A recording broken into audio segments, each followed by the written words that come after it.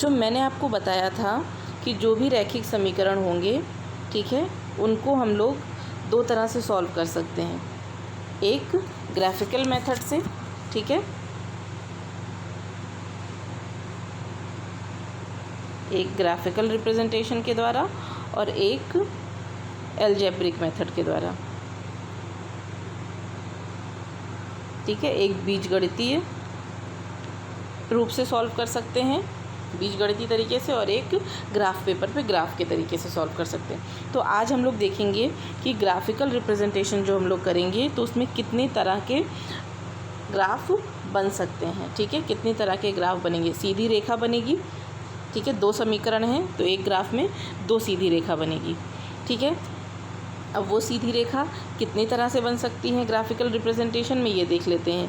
तो पहला केस हमारा इसमें हो जाएगा केस 1, जिसमें जो दोनों रेखाएं बनेंगी रैखिक समीकरण की, वो दोनों एक दूसरे को क्या करेंगी, कट करेंगी। तो इस तरह की जो रेखाएं हो जाएंगी, इस तरह का जो ग्राफ होगा उसको हम लोग कहेंगे जो रेखाएं बन रही हैं वो हैं हमारी प्रतिच्छेदी रेखाएं, ठीक है।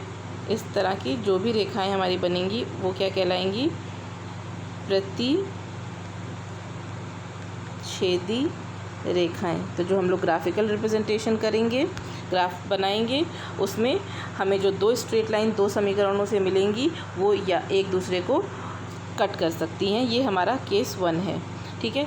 दूसरा क्या हो सकता है, दोनों रेखाएं एक दूसरे की क्या होंगी, समपाती होंगी, ठीक है। समपाती रेखाओं मतलब दो समीकरण की दो रेखाएं तो बनेंगी, लेकिन दोनों रेखाएं कहाँ बनेंगी, एक दूसरे के ऊपर एकदम जस्ट ओवरलैप करती हुई रेखाएं बनेंगी। तो इस तरह का एक रिज़ल्ट आएगा हमारा।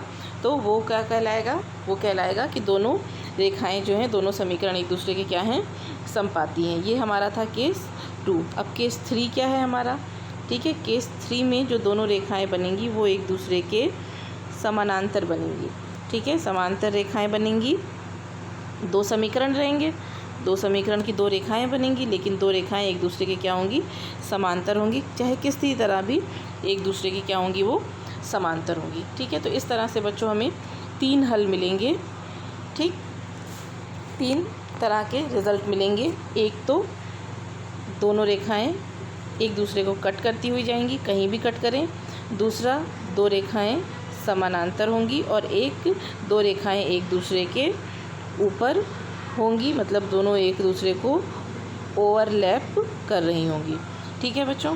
अब इसके आगे हम लोग ये देखेंगे कि जब भी ये दोनों रेखाएं एक दूसरे को इस तरह से कट कर रही हैं या एक दूसरे के बराबर जा रही हैं या ओवरलैप कर रही हैं, तो इसमें जो रिज़ल्ट निकल के आ रहा है वो रिज़ल्ट क्या आएगा, ठीक है, वो रिज़ल्ट क्या आएगा।